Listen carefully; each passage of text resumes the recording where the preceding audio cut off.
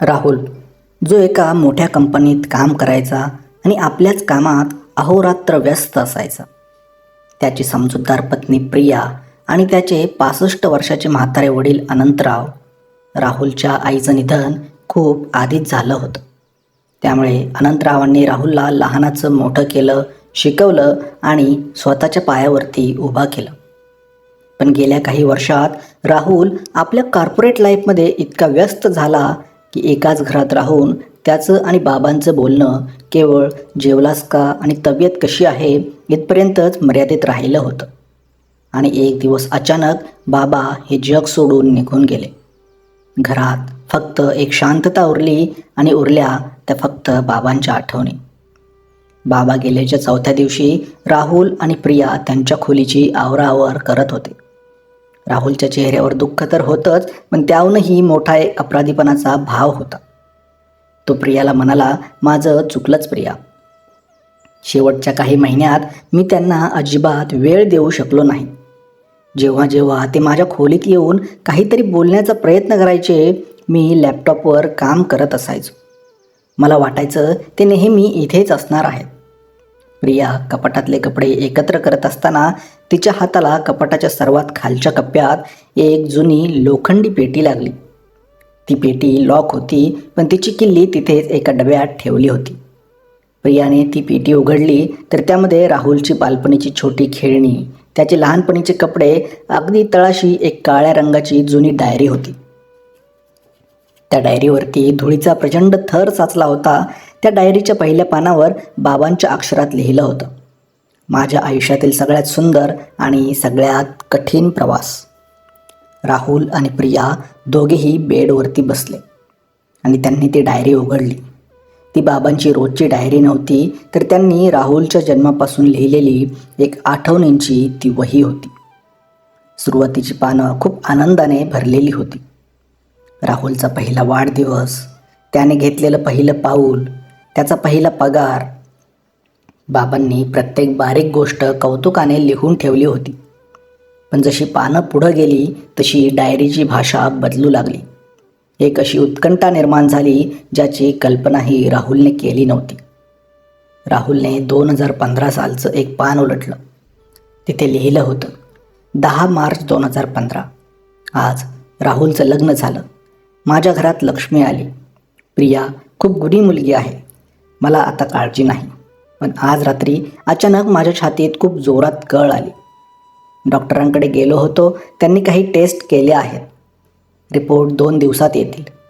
राहुल आणि प्रिया सध्या त्यांच्या हनीमूनचं प्लॅनिंग करत आहेत. मी त्यांना अजिबात त्रास देऊ इच्छित नाही.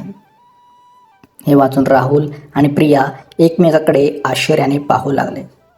कारण 2015 सालची ही गोष्ट त्या दोघांनाही माहीत नव्हती. राहुलने थरथरत्या हाताने पुढचं पान उलटलं. त्यावरती लिहिलं होतं, 15 मार्च 2015. रिपोर्ट आले. डॉक्टरांनी सांगितलं की माझ्या हृदयाची एक मुख्य रक्तवाहिनी 70% ब्लॉक आहे. कधीही मोठा अटॅक येऊ शकतो. तातडीने ऑपरेशन करावं लागेल, ज्याचा खर्च 5 लाख रुपये आहे. राहुलने नुकतंच लग्नासाठी मोठं कर्ज काढलं आहे. आता त्याच्यावर अजून 5 लाखाचं ओझं मी कसं टाकू? नाही, मी हे ऑपरेशन करणार नाही. जोपर्यंत हे शरीर साथ देईल तोपर्यंत औषधावर दिवस काढेल. राहुलला हे कधीच कळता कामा नये. राहुलच्या डोळ्यातून अश्रू वाहू लागले. त्याला आठवलं की 2015मध्ये बाबा अचानक थोडे अशक्त झाले होते. पण बाबांनी नेहमी सांगितलं की ते वयानुसार होत आहे.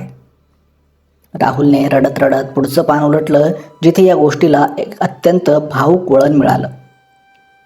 तिथे लिहिलं होतं, 2 ऑगस्ट 2018. आज एक चमत्कार झाला. राहुल कामावर गेला होता आणि घरात फक्त मी आणि प्रिया होते.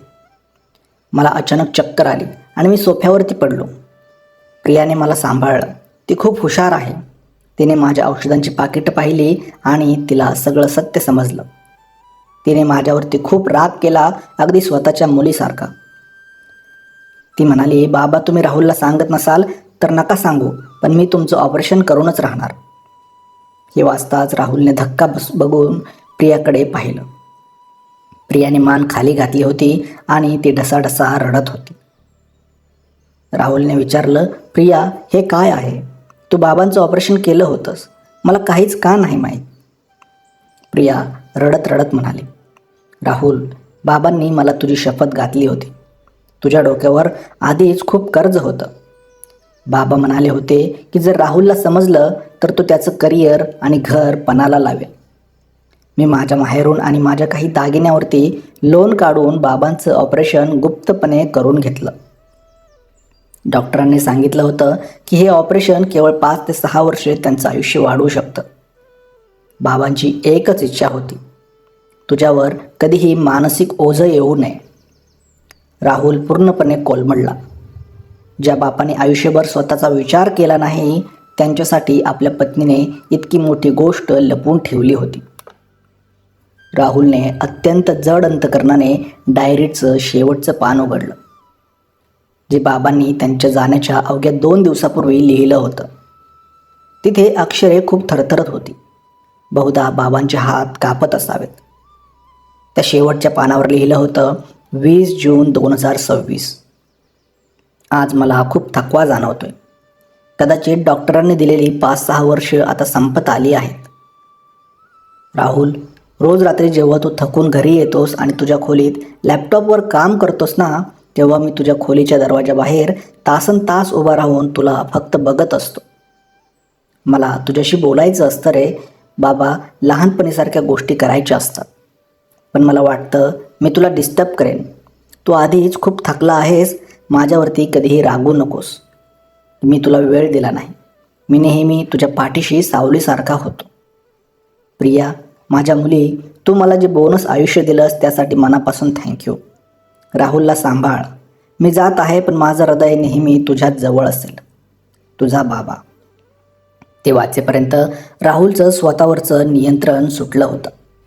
त्याने ती डायरी आपल्या छातीशी घट्ट कवटाळली आणि तो लहान मुलासारखा रडू लागला. पण आता वेळ निघून गेली होती. बाबांचे ते न बोललेले शब्द, तो मूक त्याग राहुलच्या आयुष्याची सर्वात मोठी शिकवण बनले होते. वडील हे एक असं पात्र आहे जे स्वतःच्या सुखाचा, स्वतःच्या आरोग्याचा कधी विचार करत नाही. ते नारळासारखी असतात, वरून कडक पण आतून अत्यंत मऊ. आज जर तुमचे आई वडील तुमच्यासोबत असतील तर हा व्हिडिओ संपल्यानंतर लगेच त्यांच्या जवळ जा. त्यांच्या शेजारी फक्त 5 मिनिटे बसा. त्यांचा हात हातात घ्या आणि मनापासून विचारा, बाबा तुम्ही कसे आहात? कारण वेळ निघून गेल्यावर फक्त आठवणी उरतात, माणसं नाही. जर ही गोष्ट तुमच्या मनाला स्पर्श करून गेली असेल तर नक्की विचार करा. स्वतःची आणि आपल्या कुटुंबाची काळजी घ्या.